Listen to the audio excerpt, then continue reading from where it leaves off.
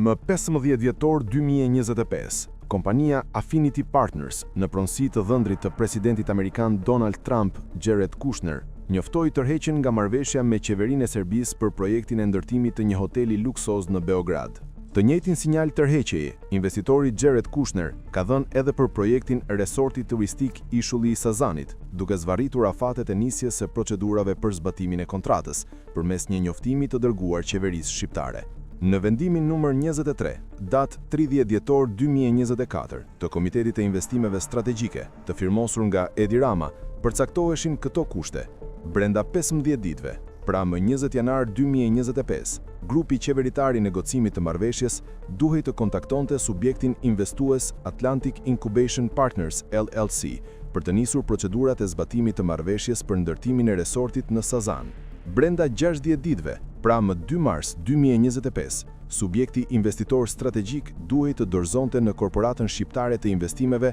planin e biznesit, studimin e plot të fizibilitetit, relacionin shpjegues, projektin e infrastrukturës së brendshme të resortit dhe garancitë që i ofroheshin shtetit shqiptar nga ana e investitorit. Brenda 90 ditëve, pra deri më 31 mars 2025, duhej të negociohej marrëveshja me subjektin investues, me mundësi shtyrjeje edhe për 90 ditë të tjera, deri më 30 qershor 2025. Por kompania Atlantic Incubation Partners LLC nuk ju përgjigj kërkesave të qeverisë shqiptare për të nisur negociatat për resortin në Sazan. Ndërsa më 15 dhjetor 2025, kompania e dhëndrit të Trump njoftoi për shtyrjen e sigurimit të marrëveshjes deri në fund të vitit 2026, gjë që në gjuhën e kontratës përkthehet si bllokim i investimit dhe paralajmërim se projekti në Sazan mund të anullohet. Arsyet i di Jared Kushner, ndërsa Edi Rama këtë zvarritje po e përjeton si një vendim politik të familjes Trump dhe të presidentit Donald Trump për të mos bashkëpunuar në asnjë formë me kryeministrin e Shqipërisë.